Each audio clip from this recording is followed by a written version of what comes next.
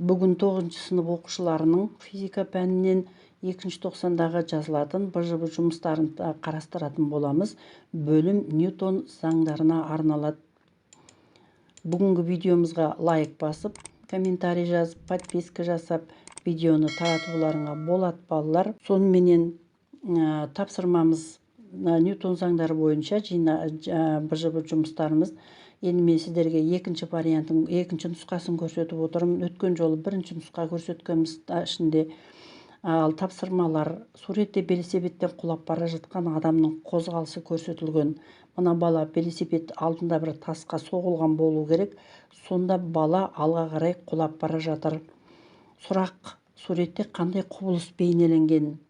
Бұл инерция құбылысы деп аталады. Инерция құбылысы. Б. Суретте адам қозғалысын сипаттаңыз. Инерция құбылысын сипаттайық. Жылдамдықпен қозғалып келе жатқан бала кенеттен сүрінсе алдыға қарай құлайды. Себебі ол өзінің жылдамдығын инерция заңына сәйкес сақтайтын болады. Екінші тапсырмамызда суретте массасы 8 тонна, үдеуі 0,5 метр секунд квадрат жүк көлігі қозғалысы көрсетілген. Ж 10 метр секунд квадратқа тең. Берілген жаздық балалар. Массасы, мына жүк көлігінің массасы 8 тонна. Килограммға айландырсақ 8 оның 3 дәрежесі килограмм. Үдеуі 0,5 метр секунд квадрат. Тапсырма А. Жүк көлігіне әрекет ететін күштердің бағытын салып көрсетіңіз.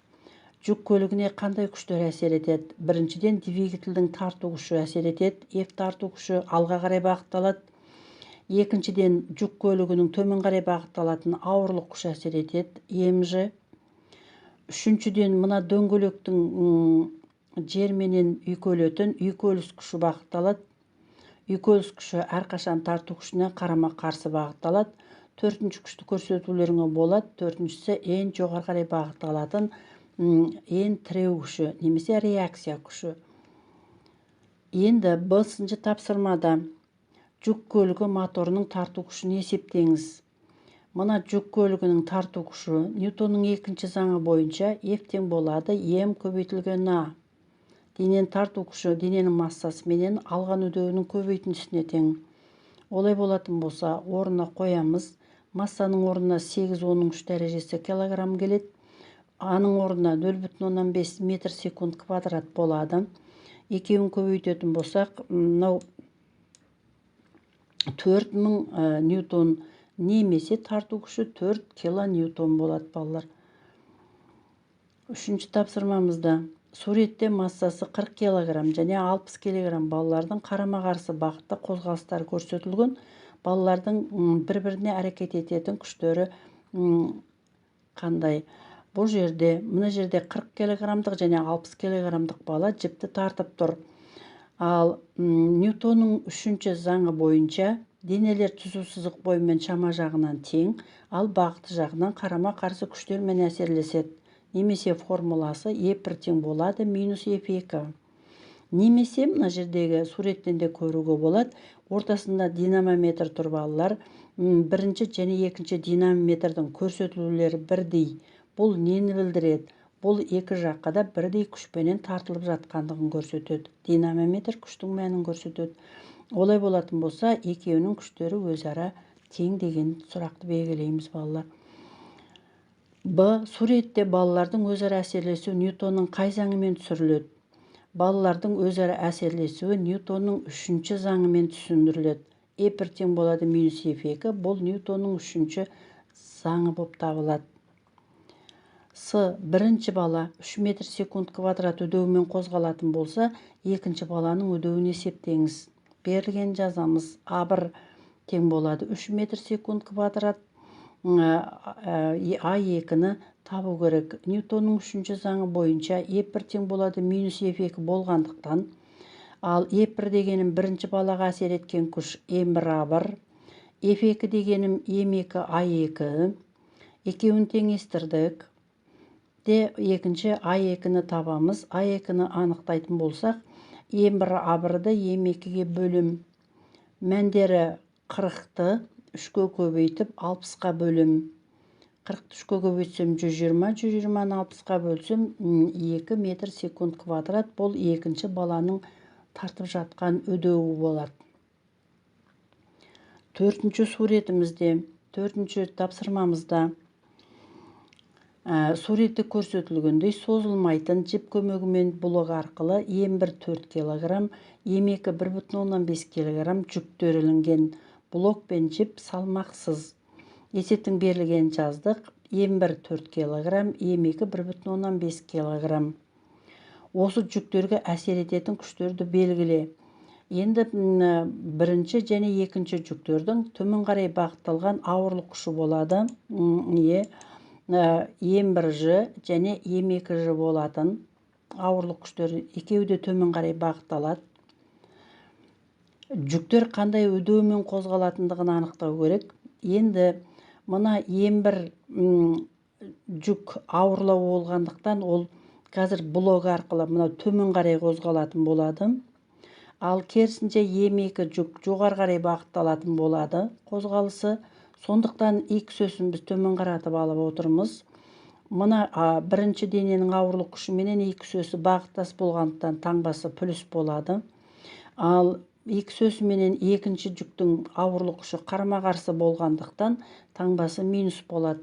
Сондықтан М1Ж минус М2Ж тең болады. М1 қосылған М2, бұл жерде жақша жабылады балалар.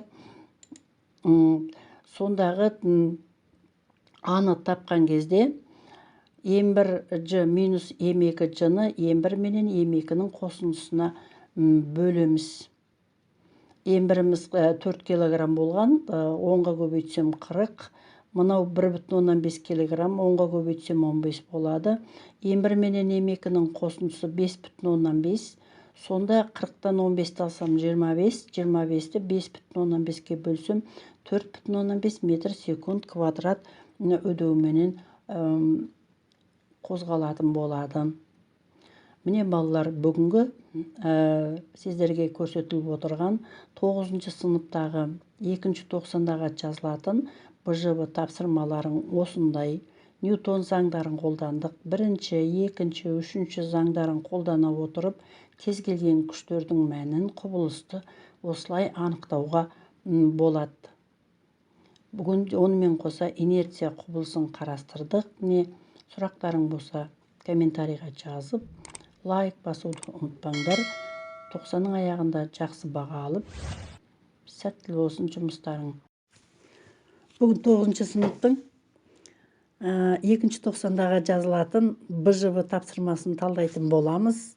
Бұл бөлім көш динамикаға арналады. Видеоға лайк басып, комментарий жазып, подписка жасауды, видеоны мейлінше таратуды ұмытпаңдар. Сендердің пікірлерің балалар мен үшін өте құнды. Сонымен 2-ші тоқсан бойынша жиынтық бағалау тапсырмалары Ньютон заңдары бөлімі бойынша жиынтық бағалау болып табылады балалар. Бірінші тапсырма: денеге 12 Ньютон және 5 Ньютон екі күш әсер етеді. Тең әсерлі күштің мәнін табыңыз. Бірінші жағдайда күштер бағыттас бағытталған. Күштер бағыттас бағытталған кезде ол күштердің қосатын боламыз. F тең әрекет күштен болады. F1 қосылған F2. Сонда 12-ге 5-ті қосамын. Тең әрекет күш 17 Ньютонға тең. Екінші жағдайда күштер бір-біріне перпендикуляр тең әрекет күшті тапқанда катеттерінің квадраттарының қосындысы деп қарастырамыз. Сондағы тең әрекет күш 12 менен 5 Ньютонның квадраттарының қосындысы. 12-нің квадраты 144, 5-тің квадраты 25. Қосқанда 169, 169-дан 13 Ньютон шығатын болады. Бір-біріне перпендикуляр бағытталғанда тең әрекет күш 13 Ньютонға тең болды. Екінші жағдайда күштердің арасындағы бұрыш 30 градус. 12 және 5 Ньютондық күш 30 Ньютон күшпенен орналасатын болса, сонда тең әрекет күшті тапқанда біз косинустар теоремасын пайдаланамыз балалар.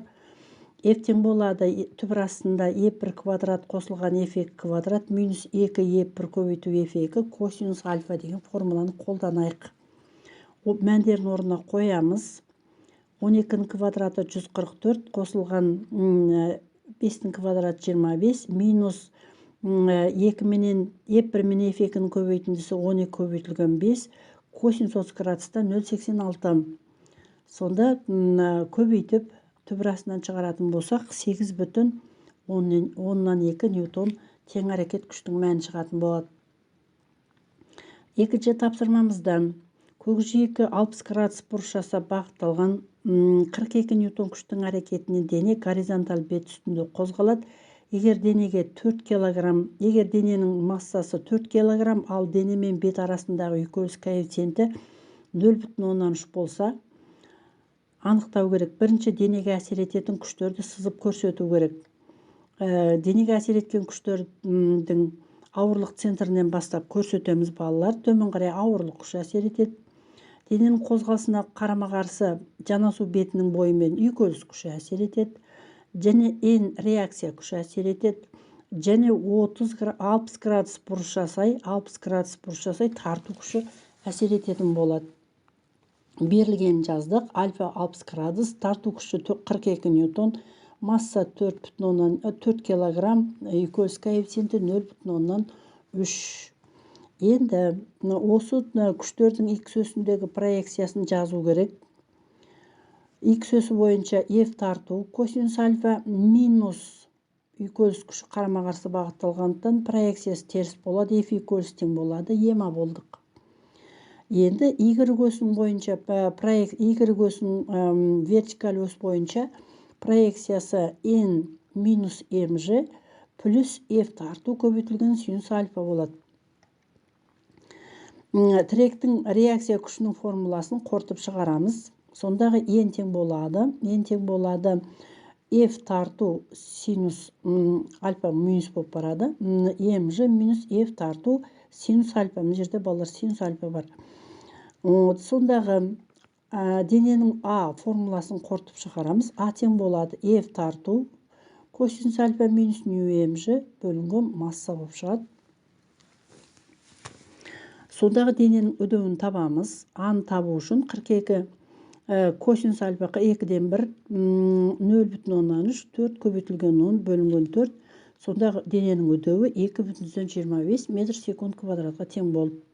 Келесі үшінші тапсырмамызда балалар. Массасы 40 және 60 кг балалар қарама-қарсы бағытта қозғалыстары көрсетілген. Бірінші дененің массасы 40 кг, мына екінші дененің массасы 60 кг. Енді сұрақ мынандай. Сонда қай баланың күші үлкендігін анықтау керек. F тең болады ема формуласы бойынша денеге әсер еткен күш ол дененің массасына тәуелді болғандықтан, оның қай дененің массасы үлкен болса, соған әсер ететін күш те үлкен болады.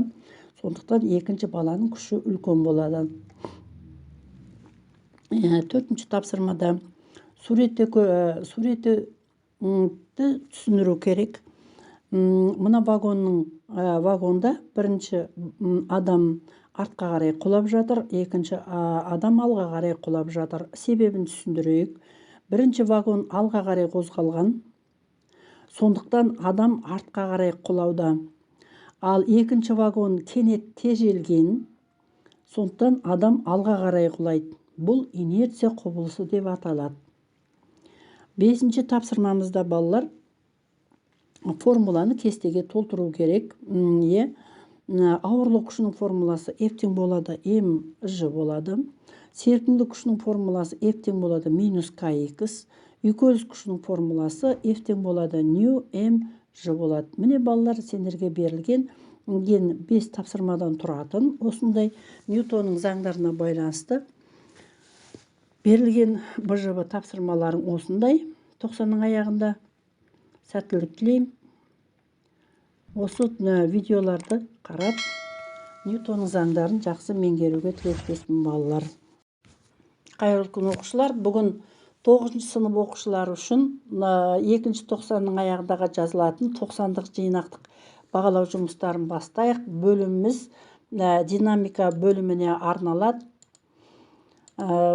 Лайк басып, комментарий жазып, подписка жасауларыңызда видеоны барынша таратуларыңызға лұқсат балалар. Сонымен тапсырмалар және бал қою кесте үлгісі беріліп тұр. Екінші тоқсандағы жазылатын әгіндегі ТЖБ жұмыстарың. Бүкіл әлемдік тартылыс күші әрекетіне дененің дөңгелек орбита бойымен қозғалысы жүзеге асатын жылдамдық. Бұл әрине бірінші ғарыштық жылдамдық. Екінші ғарыштық жылдамдықтың сызатын траекториясы парабола болады. Үшінші ғарыштық жылдамдық гипербола болады. Балалар, деформациялау түрлерінің дұрыс нұсқасын көрсетеміз. Деформация ол иілу, созылу, сығылу, ығысу, бұралу деформациясы деп аталады. Ньютонның бірінші заңын тұжырымдап жазайық. Ньютонның бірінші заңы бір дененің әсері екінші дененің әсерімен теңелетін болса, ол дене тыныштықта немесе түзу сызықты бір қалыпты қозғалыста болады. Ньютонның үш заңы бар, соның бірінші заңын тұжырымдадық. Суретте қолшананы сүйреп бара жатқан адам бейнеленген. Шанаға әсер етіп тұрған күштерді суретте бейнелейміз. Біріншіде адамның төмен қарай бағытталған ауырлық күші. Екінші, шананың тарту күшіне қарама-қарсы жанасқан жерінде үйкеліс күші. Үшіншіден, адамның шананы тарту күші. Төртінші, баланың жер тарапынан болатын реакция күші. Осындай 4 күш әсер етеді балалар. Шананың қозғалыс үдеуі 1,5 метр секунд квадрат. Шана мен баланың жалпы массасы 38 килограмм берілген жаздық. Масса, күш, үдеуді байланыстыратын теңдеуді жазамыз. F тең болады М көбейтілген А. Ньютонның екінші заңы бойынша. Денеге әсер ететін күштің мәнін анықтаймыз. F тең болады 38 килограммды 1,5 метр секунд квадратқа көбейтемін. 57 ньютон адамның тарту күші әсер етті. Неліктен шанаға әсер ететін күштен адамның тарту күші үлкенірек болу қажет екендігін сипаттаймыз. Тарту күші тең әрекет күштен үлкен болу керек, себебі оған қарама-қарсы күштер болады. Егер тарту күші тең әрекет күштен тең немесе аз болса, дене қозғалмайды. 5. Радиустары бірдей қорғасыннан және болаттан жасалынған шарлар соқтығысып, қарама-қарсы жаққа қарай үдеу алады. Қорғастың тығыздығы болаттың тығыздығынан 1,4 есе көп. Берілгенін жазамыз балалар. Қорғасының тығыздығы болаттың тығыздығынан 1,4 есе артық. Ньютонның үшінші заңы бойынша соқтығысқаннан кейін F1 тең болады минус F2 болады. Немесе Ньютонның екінші заңы бойынша олардың массалары үдеулеріне кері пропорционал А2-ның А1-ге қатынасы. Осыдан А2-ның А1-ге қатынасы тең болады. Енді А2 дегенім ол керісінше ρ2 В2 болады. Мына жерде ауысып тұр балалар. Енді мынаны А1-дің А2-ге қатынасы деп жазайық. Мынау 2, мынау 2, мынау 1 болады. Енді көлемдер бірдей болғандықтан көлемдер қысқар кетеді. Ал сондағы ρ2-ның орнына 1,4 ρ1-ді жазамыз. Сонда болаттың тығыздықтар қысқар кетеді. 1 бөлінген 1,4 немесе А1-іміз мына болаттың үдеуі қорғасының үдеуінен 1,4 есе артық болады. 6. Күннің айнала қозғалған жердің айналу периоды т-ға тең. Қисық сызықты қозғалыс заңдылықтарын пайдаланып, күннің массасы мен төмендегі формулалардың берілетіндігін дәлелдеңіз. Мынау формулалардың шығатындығын дәлелдейік балалар. Біріншіден F тең болады G(m(m)r) квадрат бүкіл әлемдік тартылыс күші әсер етеді. Екіншіден Ньютонның екінші заңы бойынша м болады. Сонда теңестірсек массалар қысқар кетеді. А тең болады Gm бөлу r квадрат болады. Екіншіден центрге тартқыш үдеу А тең болады v квадрат бөлу r болғандықтан теңестірген кезде ерлер қысқар кетеді. Сонда ал v дегенім екіншіден омега r-ге тең. Ал омега 2πr бөлінген т-ға тең болады. Осыдан біздің үдеуіміз А тең болады 4π квадрат r бөлінген т квадрат. Ал Gm бөлу r квадратты 4π квадрат r бөлінген т квадрат болады. Осыдан әгіндегі жердің массасын анықтаймын. 4π квадрат r квадрат бөлінген жт квадрат формуласы шығатын. Т квадрат емес, Т3 балалар. Жетінші, массасы 1,4, оның 4 дәрежесі килограмм спутник. Жердің центрінен 6800 километр қашықтықта орбитада орналасқан. Жердің массасы гравитациялық тұрақты берілген. Спутник пен жер арасындағы тартылыс күшін есептейміз. Ептен болады ЖМР квадрат гравитациялық күш бар. Сол күшті есептейтін болсақ, барлық мәндерді орнына қоямыз. 1,2, оның 5 дәрежесі бұл әгіндегі жер менен спутниктің арасындағы бүкіл әлемдік тартылыс күш болды. Б. Спутниктің бірінші ғарыштық жылдамдығын, алатын үдеуін, айналу периодын анықтаймыз. Формула В тең болады ЖМР квадрат. Мәндерін орнына қойдым. Сондағы ғарыштық жылдамдығы 7,7 км секунд болады. А тең болады В квадрат бөлу R болғандықтан, оның үдеуі 8,7 метр секунд квадрат болады. Ал периоды 2π бөлу Т болғандықтан, біз әгіндегі омеганы сызықтық жылдамдығы арқылы өрнектейміз. 2πr бөлінген 5546 секунд айналу периоды шығады. 8. Белгілі бір планетада ауырлық күшінің массаға тәуелділігін зерттей отырып, массасы мынандай мәндер алынған. Масса 0,5, 1,5, 2, 2,5. Сондағы күш 1,8, 3,8, 5,3, 7,7, 8,8 болған. Енді осы алынған нәтижелер күштің, әгіндегі күштің вертикаль өсі бойынша, OY өсі бойынша, масса OX өсі бойынша тәуелділік графигін сызатын боламыз. Сонда осы нүктелердің қиылысу нүктелерін пайдалану арқылы график сызсақ, бізде мынандай бір түзу сызық шығады. Сызған графикті пайдалана отырып, гравитациялық өріс кернеулігін анықтаймыз. Бұл кернеулік 352 ньютон менен 3,7 ньютон бөлінген килограмм шамаменен осы интервалда болуы қажет болады. Ньютонның тартылыс заңын тұжырымдамасын жазайық. Екі дененің арасындағы F тартылыс күш, олардың массаларына тура пропорционал, арақашықтың квадратына кері пропорционал. Бұл Ньютонның ашқан бүкіл әлемдік тартылыс заңы бойынша. F тең болады Ж көбейтілген М көбейтілген масса бөлу R квадрат деген формуласына орай балалар. 10. Геостационарлық орбита дегеніміз не? Және ол не үшін қажет екендігін сипаттаңыз. Геоцентрлік орбитада орналасқан нысандар жердің өзінің өсінен айналу жылдамдығына тең бұрыштық жылдамдықпен қозғалады. Сол себепті жасанды серіктер жермен салыстырғанда қозғалмағандай көрінеді.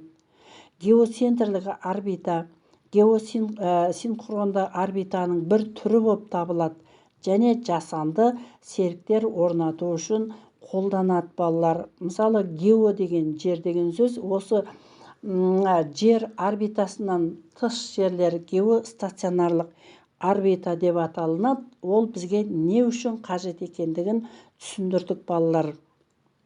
Міне, сендерге осындай тапсырма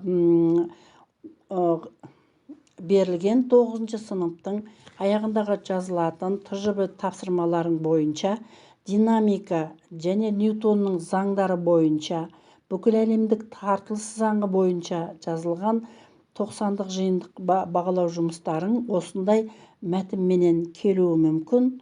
Сондықтан осы видеоны толығымен қарап, түсініп, формулаларды қолданып, үйреніп алуларыңа болады. 90-ның аяғындағы жазылатын әрине жиынтық әгіндегі ТЖБ жұмыстарың сендердің 90-дық бағаларыңа 50% әсер ететіндігін белгілі. Сондықтан 90-ның аяғында өте сәттілік тілеймін. Назарларыңа рахмет. 90-ды өте жақсы аяқтауларыңа тілектеспін балалар. Сәттілік болсын. Назарларыңа рахмет. Қайырлы күн оқушылар. 9 сыныптың бүгін 2-ші тоқсандағы жазылатын алғашқы бөлім бойынша жинақтық бағалау жұмыстарын бастайық балалар. Әрине сіздерден сұрайтын лайк басып, комментарий жазып, подписка жасап, видеоны мейлінше таратуларыңызды сұраймын. Сонымен тапсырмаларымыз санақ жүйесі лифтімен тығыз байланысқан. Төменде келтірілген жағдайлардың ішіндегі инерциялық санақ жүйесі. Әрине, инерциялық санақ жүйесі бұл Ньютонның бірінші заңына негізделген. Екінші және бесінші жауапта бір қалыпты жоғары қозғалғанда және бір қалыпты төмен қозғалғанда дене инерциялық санақ жүйесінде жататын болады. Екінші суретте денеге әсер ететін күштерді көрсетеміз. Бұл денеге әсер еткен F2 тарту күші, F3 ауырлық күші, F4 денеге әсер ететін кері әсер ететін күштер, ал N F1 реакция күші болып табылады. Көрсетіп қойдым балалар. Жер тарапынан болатын реакция күші, F2 дененің тарту күші, дененің ауырлық күші, денеге әсер ететін кері әсер ететін күштер болды. Енді осы дене қай бағытта қозғалған, оны анықтау үшін векторларға байланысты. Қай жерде, бұл жерде тарту күші F2 үлкен болғандықтан дене оңға қарай, алға қарай қозғалатын болады. Үшінші тапсырмамызда тығыздығы 900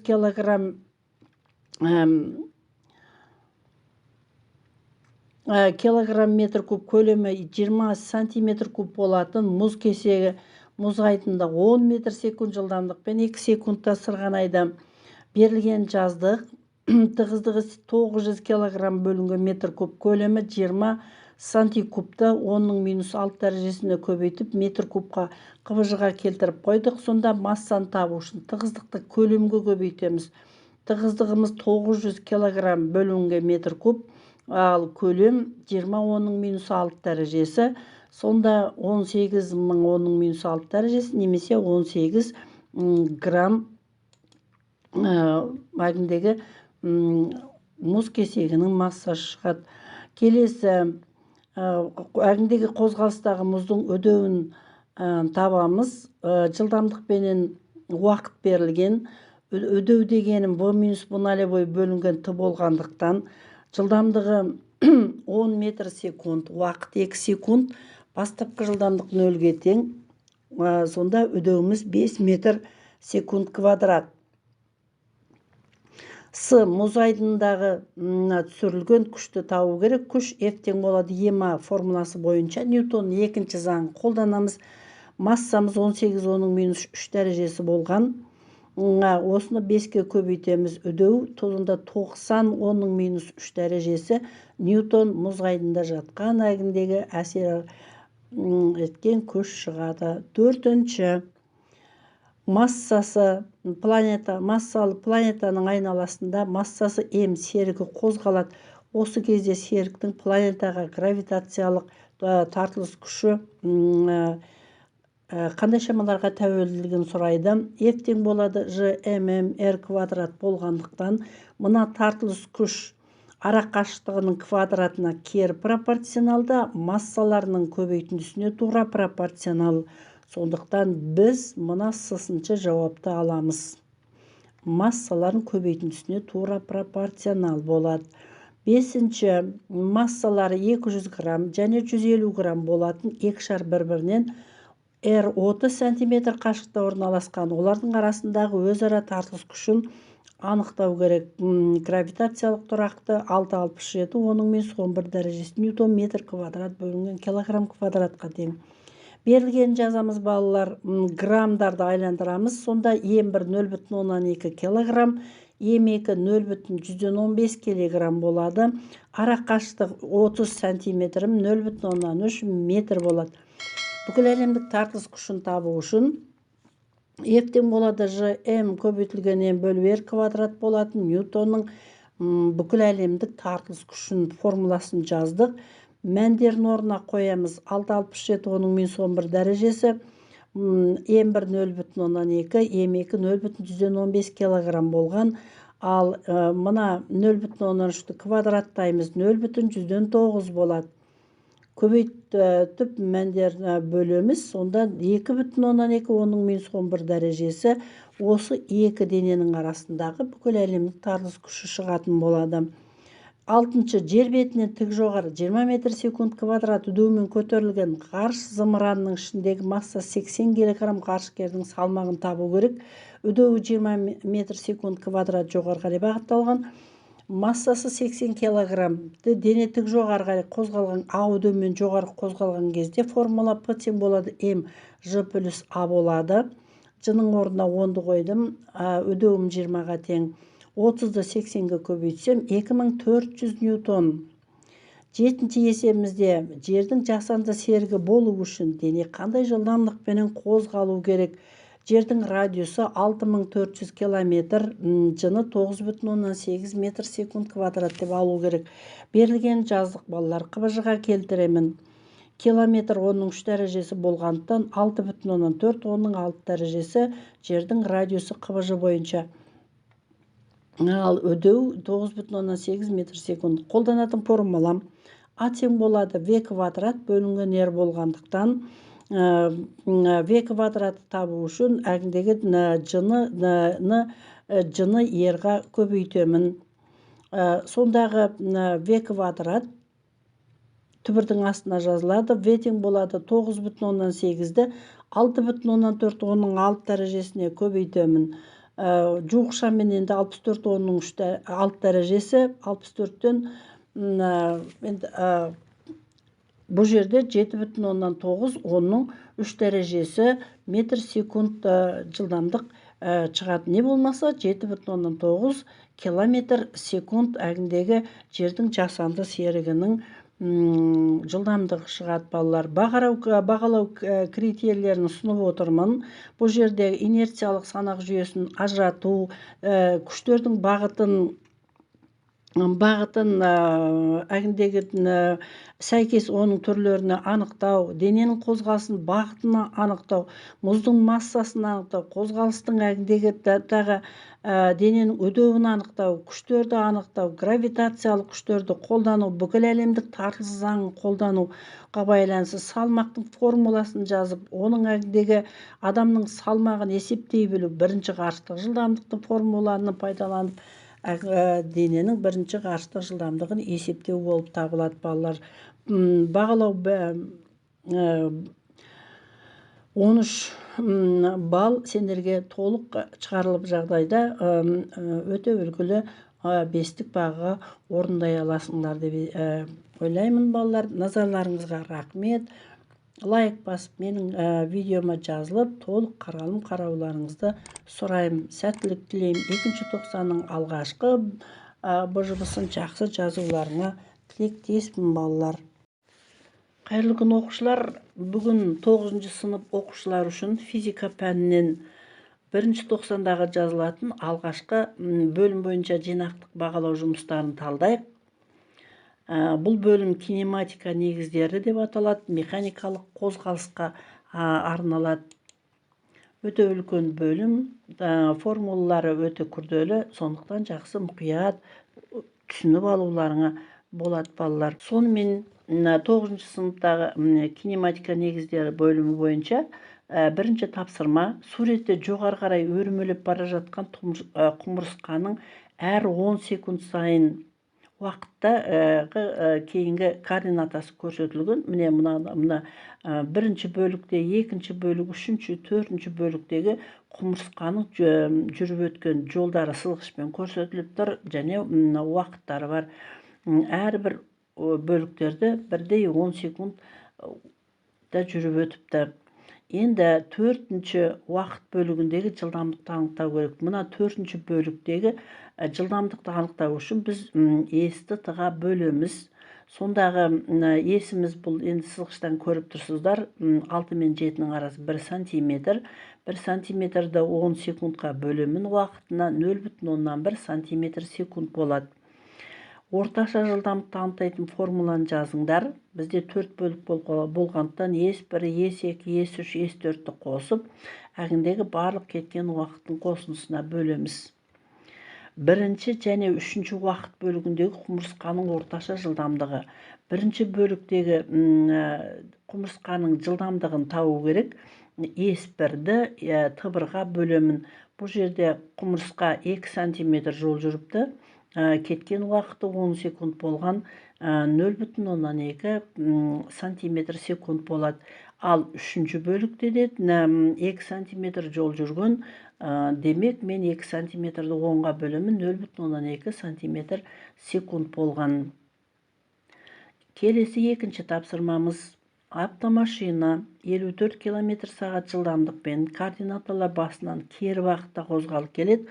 Оның бастапқы орны 20 метр дейді. Берілген жаздым 54 км сағатты метр секундқа айландырамыз. Қыбыжыға келтіру керек. 54-ті 1000-ға көбейтіп 3600-ге бөлемін. 15 метр секунд болады. X нолевой 20 метр. Негізгі теңдеуі x тең x нолевой плюс b болған. Енді осы мәндерді орнына қоямын. X тең болады. X нолевойдың орнына 20 келеді. Жылдамдықтың орнына 15. Тының өзін жазам. Минус қою себебім ол кері бағытта қозғалған, x өсіне қарама-қарсы қозғалған, сондықтан таңба минус болатын жер. Енді осы теңдеуді қолдана отырып, мына кестені толтырамыз. Кестені толтыру керек. Мына уақыттың координатасын өзіміздің қалауымызша тиімді бір сандарды алайық. Мен алдым 0, 1, 2, 3 сандарын алдым. Енді осы уақыттың орнына 0-ді қою арқылы, 1-ді қою арқылы, 2-ні қою, 3-ті қою арқылы мына x-ті есептеймін. Мысалы 0-ді қойсам 20-дан 0-ді алатын боламын, 20. 1-ді қойсам 5 болады, 2-ні қойсам минус 10 болады, 3-ті қойсам минус 25 болады. Енді осы нүктелерді қосу арқылы, пайдалану арқылы қозғалыстың графигін сызамыз. Графикті сызғанда мынаған x координатасы, мынаған уақыттың координатасын саламыз. 0 болғанда, уақыт 0 болғанда менде 20 болған. Уақыт әгіндегі 1 болғанда 5 болған. Уақыт 2 болғанда минус 10-ға кеткен. Уақыт 3 болғанда минус 25 болған. Қосу нүктелерді бетіп қосатын болсам, әгіндегі графигі төмен қарай бағытталған. Осы мына теңдеудің графигі шығады. Бұл балалар сендердің математикада қарастырған сызықты функция, соның графигі сияқты. Үшінші тапсырмамызда суретте дененің орын ауыстыруының уақытқа тәуелділік графигі берілген. Графикпен танысып, кестені толтырыңыз. Мына графикпен танысатын болсақ, дене А бөлікте әгіндегі 18 метр жол жүріпті. ОА бөлігінде, АБ бөлігінде дене қозғалмапты, сол тұрған. Мына ВЦ бөлігінде дене жол жүрген. Мен жүрген жолын тапқанда 54-тен 18-ді алып тастайым қазір. Сыды бөлігінде де дене демалып тұрған, қозғалмаған. Енді осы графикпен таныс болсақ, мынау енді уақыттың координатасы. ОА бөлігінде кеткен уақыт, ОА бөлігінде кеткен уақытым 6 секунд. АБ бөлігінде 12-ден 6-ын алсам 6 секунд. ВЦ бөлігіндегі уақыт 18-ден 12-ін алсам 6 секунд. Ал сыды бөлігіндегі уақыт 24-тен 18-ді алам. Сонда 6 секундтан уақыт кетіп отырыпты. Енді жүрген жолдарының ұзындығы, бағана түсіндіргенімдей, мына жерде 18 метр. Мына жерде жол жүрген жоқ. Ал мына жерде 36 метр. Мына жерде жол жүрген жоқ, тұрған. Демалып отырған адам. Енді осы әр бөліктегі жүріп өткен әгіндегі жылдамдығын табу керек. Жылдамдықты табу үшін біз естітіға бөлеміз балалар. Сондықтан мен 18-ді 6-ға бөлемін, 3 болады. 0-ді 6-ға бөлсем 0 болады. 36-ны 6-ға бөлсем 6 метр секунд болады. 0-ді 6-ға бөлсем 0 болады. Міне әгіндегі жылдамдықтарын қалай есептеу керек екендігін көрсеттім балалар. Келесі 5-ші тапсырмада дененің барлық жолдағы әгіндегі О-ды аралығындағы орташа жылдамдықты анықтау керек. Орташа жылдамдықты анықтау үшін менде 4 бөлік болғандықтан S1, S2, S3, S4-ді барлық уақыттың қосындысына бөлеміз. сондағы орташа жылдамдықты тапқанда 18 бар, 0 бар, 36, 0, 24 уақыт. Сондағы 54-ті 24-ке бөлсем, дененің орташа жылдамдығы 2,25 метр секунд орташа жылдамдығы шығатын болады.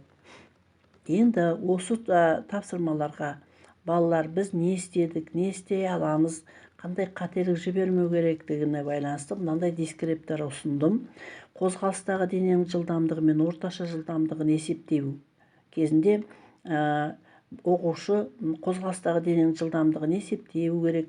Орташа жылдамдықтың анықтамасын, формуласын жаза алу, қозғалыстағы дененің орташа жылдамдығын есептей білу, жылдамдықтағы өлшем бірлігін қыбыжыға келтіре білулеріңіз керек болады.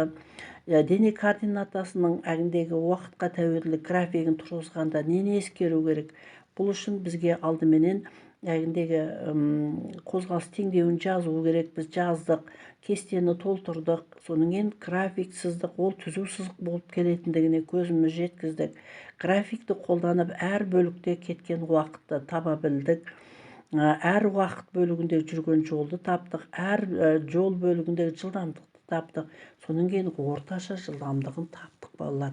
Міне балалар, егер де осындай жұмыстарды толық жинақы орындайтын болсаңдар, сендер мына жұмыстарың 11 балға бағаланып, өте жақсы деген бағаға ие боласыңдар. Бүгінгі менің мына ақпараттарым сендерге өте жақсы құнды болады деп есептеймін балалар. Енді келесі екінші нұсқаны қарастырайық. Екінші нұсқамызда дене 3 бөлікке бөлініп тұр екен, жол 3 бөлікке бөлінген екен. Суретті пайдаланып, машинаның сыды аралығын қандай жылдамдықпен өткендігін анықтаңыз. Мына сыды деп отырғаным, ол мына соңғы бөлігі сыды. Сонда жүрген жолын уақытқа бөлемін. Бұл жерде қыбыжыға келтіру керек. 18.000 метрді 30 минутты 60-қа көбейтсем 1800 секунд. 18.000-ді 1800-ге бөлсем, автомобильдің сыды бөлігіндегі жылдамдығы 10 метр секунд болады. Ал келесі орташа жылдамдықты есептейтін формуланы жазу керек. Орташа жылдамдықты табу үшін S1, S2, S3-ді Т1, Т2, Т3-тің 3 бөліктегі уақытқа әгіндегі бөлетін боламыз. А-дан С-ға дейінгі велосипедшінің орташа жылдамдығын есептеу керек. Әр бөліктегі А-дан С-ға дейін, бұл 2 бөліктегі. Келесі А-дан С-ға дейінгі велосипедшінің орташа жылдамдығын есептеу керек. А-дан С-ға дейінгі 2 бөлікте орналасқан. Сондағы орташа жылдамдықты тапқанда біз S1-ге S2-ні қосып, Т1 мен Т2-нің қосындысына бөлеміз балалар. S1-ім 72.000 метр қыбыжыға айландырғанда, ал уақытым 60-қа көбейтсем 1800. Сонда ал мына жерде 36.000 метр. Сонда 72.000-ға 36.000-ді қосамда, екеуі міне өстім 1 сағат қой, 1 сағатым 3600 секунд болған. Сонда жиыны 108.000-ді 3600-ге бөлсем 30 метр секунд болады. Келесі екінші тапсырманы қарастырайық. Автобус 18 км сағат жылдамдықпен қозғалып келеді. Оның бастапқы орны -3 метр болған. Енді осы берілген жазсақ, жылдамдық 18 км сағат дегенім 18-ді 1000-ға көбейтіп 3600-ге бөлемін, 5 метр секунд болды. X нолевой -3 метр. Бастапқы координатасы негізгі формуласы X тең X нолевой плюс VT болған. Сонда X тең болады -3 қосылған 5T болдық. Бұл осы қозғалыстың әгіндегі теңдеуі болып табылады. Қазір енді осы теңдеуді пайдалана отырып, мына кестені толтырамыз. Уақытқа өзімізге ыңғайлы мәндерді береміз. Мен 0, 1, 2, 3 деген секунд уақытты бердім. Енді осы 0-ді қойсам -3 болады, 1-ді қойсам 2 болады, 2-ні қойсам 7 болады, 3-ті қойсам 12 болады. Енді осы координаталарды пайдалану арқылы график тұрғызамыз. График тұрғызамыз. вертикаль өске x координатасын, мына горизонталь өске уақыттың координаталарын жазайық. Міне x-те -3-тен керек болып тұр екен. Мен -3 мына жерде 3, 6, 9, 12, ал уақыттың координатасы 1, 2, 3, 4-терді көрсеттім. 0 болғанда, уақыт 0 болғанда -3-ке тең. Мына нүктеден басталады. Уақыт 1 болғанда x 2-ке тең болды. Аралықты болады. Ал 2 болғанда 7, 3 болғанда әгіндегі 12. Енді осы 4 нүктені бүйтіп қоссақ, мынандай бізде бір түзу сызық шығады. Бұл түзу сызық мына x тең болады -3 қосылған 5-тінің графигі болып есептеледі балалар. Түзу сызықты бір қалыпты қозғалған дененің графигі болды. Автобус координатасының уақытқа тәуелді графигін тұрғыздық. Үшінші тапсырмада суретте дененің орын ауыстыруының уақытқа тәуелділік графигі берілген. Графикпен танысып, кестені толтыру керек. Графикпен танысайық, балалар. Мынау x-тің координатасы, мынау уақыттың координатасы. OA бөлігінде 10 метр жол жүріпті. AB бөлігінде дене жол жүрмеген, жай тұр. Ал VC бөлігінде жүрген жолы қазір мен 20-дан 10-ды алып тастаймын. Ал CD бөлігінде мұныру 25 болу керек мөлшері. 25-тен 20-ны аламын. Сонда CD бөлігіндегі жүрген жол уақыты 3 пен 5-тің аралығы, яғни 2 секунд болады. Енді осы айтқанымызды мына кестеге толтырайық. Мынау жол бөліктері болды. Енді осы жүріп өткен жол бөлігіне кеткен уақыт OA-да 1 секунд, AB-да 1 секунд, VC-да 1 секунд, тек қана CD-да 2 секунд уақыт кетіпті. Жүрген жолдың ұзындығы OA-да 10 метр, AB-да жол жүрмеген 0, VC-да 10 метр, ал CD-да 5 метр жол жүрген. Дененің жүріп өткен жол бөлігіндегі жылдамдығы. Енді бір қалыпты болғандықтан жылдамдық дегенім S-тің Т-ға қатынасы. Қазір мен 10-ды 1-ге бөлемін. 10 метр секунд болды. 0-ді 1-ге бөлсем 0 болады. 10-ды 1-ге бөлем 10 метр секунд. 5-ті 2-ге бөлемін. 2,5 метр секунд жылдамдықпенен жүріп өтті. Балалар, міне кестені толтыру сендерге түсінікті болса, осындай амалдарды қолданып жатырмыз. Келесі 5-ші тапсырмамызда дененің барлық жолдағы, яғни басынан аяғына дейінгі орташа жылдамдығын табу керек. Орташа жылдамдық табу үшін S1, S2, S3, S4-ті Т1, Т2, Т3, Т4-тің қосындысына бөлеміз. Біріншіде 10 бар, 0, S3-ім 10, S4-ім 5 метр жол жүрген. Осының барлық кеткен уақыты 5 секунд болған. Сондағы 25-ті 5-ке бөлсем 5 метр секунд осы дененің орташа жылдамдығы шығады. Енді балалар осы екінші нұсқа бойынша дескриптірді құрадым. Дененің қозғалыстағы дененің жылдамдығы менен орташа жылдамдығын есептеу кезінде не білулерін керек еді оқушы? Қозғалыстағы дененің жылдамдығын есептеу, орташа жылдамдықты анықтау формуласын жаза білу керек. Қозғалыстағы дененің орташа жылдамдығын және есептей білу керек. Ал соның кейін дене координатасының уақытқа тәуелділік графигін тұрғызу кезінде жылдамдықты біріншіден қыбыршыға келтіру керек. Қозғалыстың теңдеуін жазу керек. Мысалы, x тең x нолевой плюс b деп теңдеуін жазу керек. Кестені толтыра білу керек. График сызып, оны түзу сызық болып келетіндігіне көз жеткізу керек. Графикті қолданып, әр бөлікте кеткен уақытты таба білу керек. Ал сол сияқты әр уақыт бөлігіндегі жүрген жолды анықтау керек. Әр жол бөлігіндегі жылдамдықты табу керек. Сонан кейін орташа жылдамдықты біз мына әгіндегі әр бөліктегі жылдамдықтарды таба білу керек екендігін басты назарда ұстауымыз керек, балалар. Енді міне осы жұмысқа екінші нұсқаға да осындай 11 балл беріліп отыр. Егерде осы әрбір мұқият қата кетірмей, мына менің айтқан ақпараттарымды түсініп алатын болсаңдар, сендер осы БЖБ-ларда толық балл жинап, максималға балл жинап, өте жақсы деген бағаға жазып, бірінші тоқсанды өте жақсы аяқтауға үлкен мүмкіндік бар балалар. Сондықтан бұл бүгінгі менің ақпаратым сендерге бұл бір сабақ үшін ғана емес, бұл механикалық қозғалыс, түзу сызықты бір қалыпты қозғалыстар келесі тарауларыңа да қажет болады, келесі бөлімге де қажет болады. Бүкіл осы 9-шы сыныптағы қарастырылатын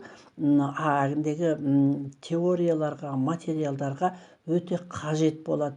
Сондықтан жұмысты басынан жақсы бастасаңдар, өте түсініп бастасаңдар, сендер осы 9-шы сыныптың физикасын өте жақсы деген бағаменен аяқтауға үлкен мүмкіндіктерің болады, балалар.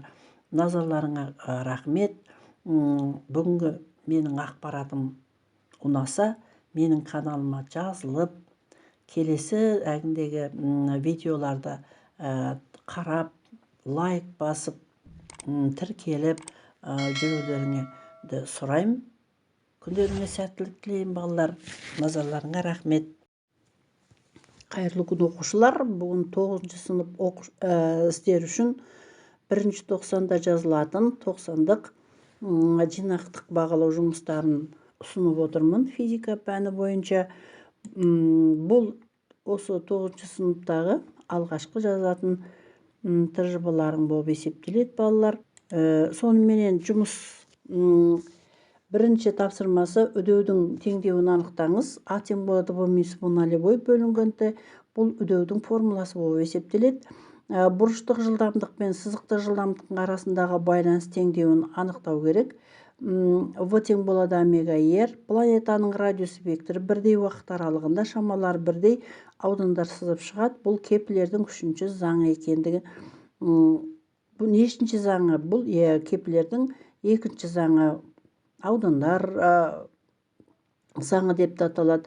Қай жұлдыздың биіктігін өлшеу арқылы географиялық ендіктің жуық мәнін есептеуге болады?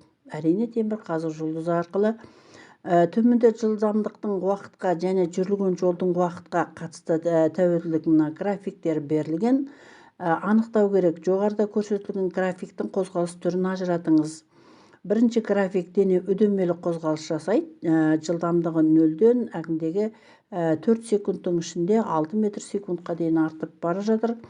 Ал екінші графигіміз бір қалыпты қозғалыс. Бастапқы координатасы 4-ке тең, соңғы координатасы 4 секундта 8 метрге өзгерген.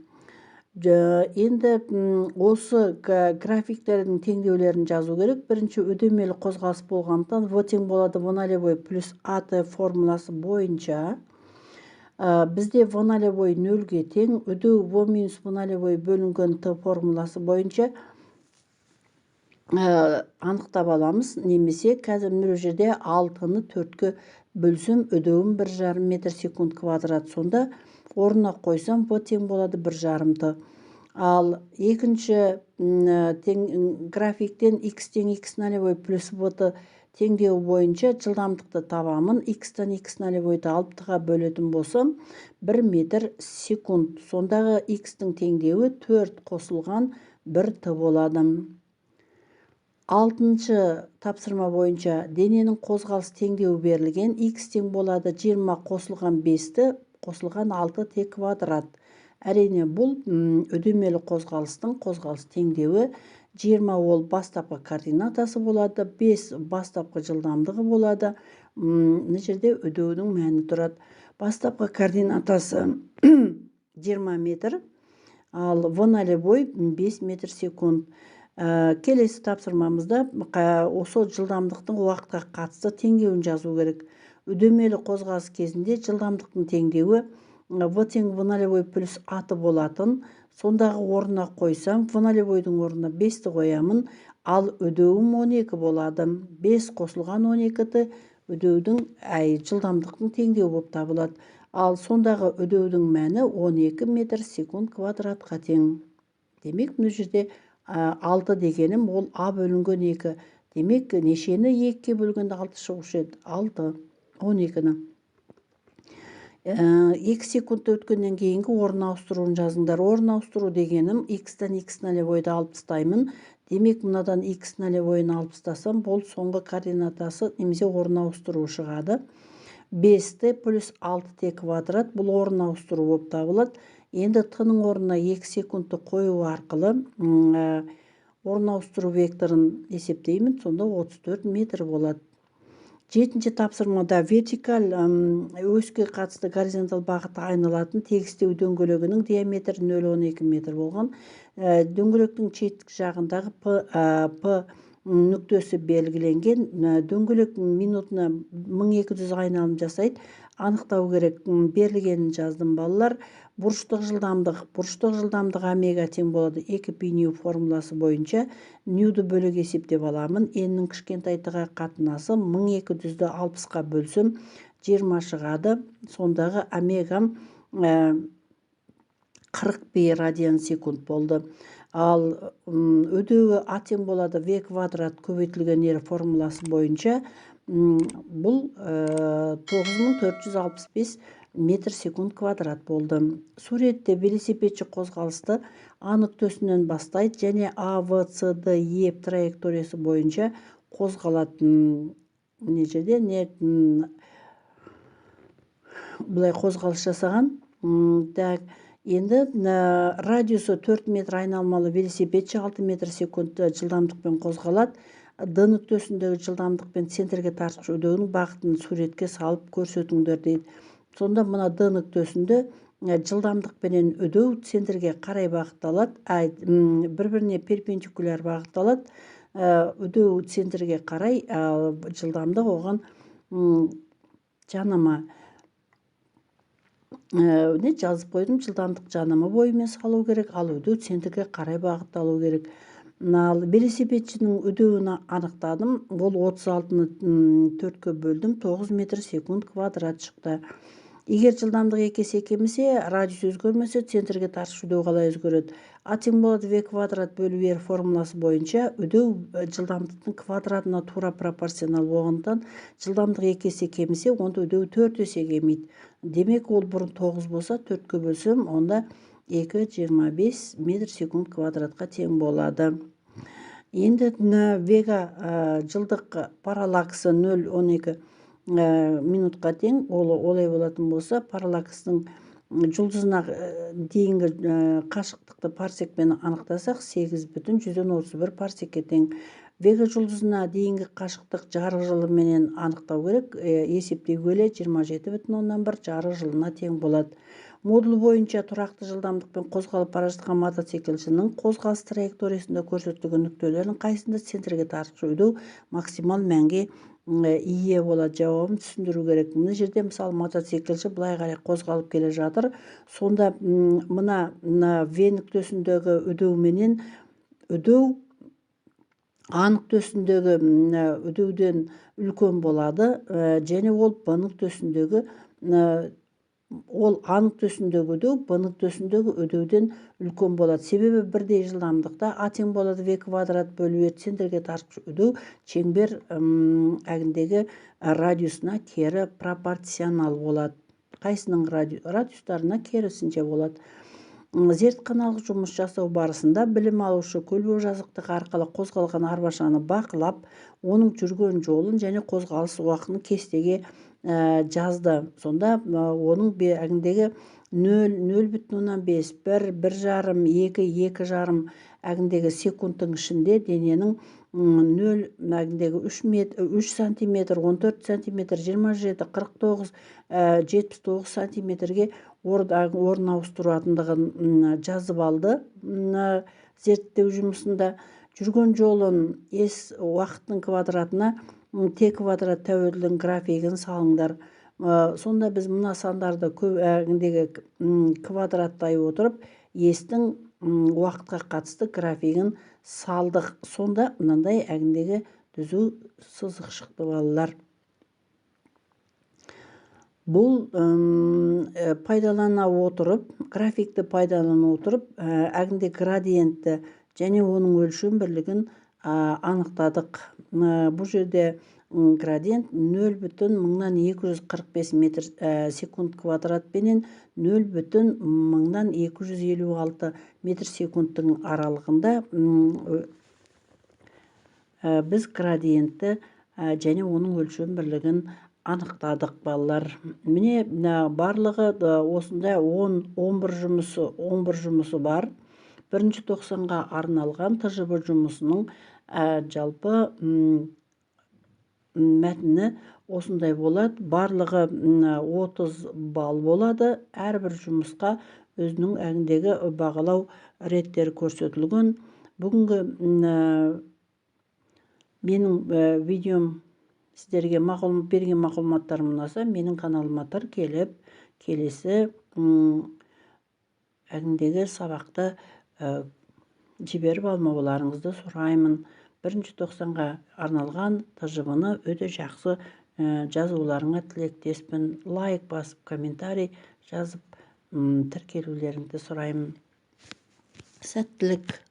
Бірінші тоқсанды өте жақсы деген бағаменен аяқтайды деген сенімдемін. Сұрақтарың болса, комментарийға жазуға болады.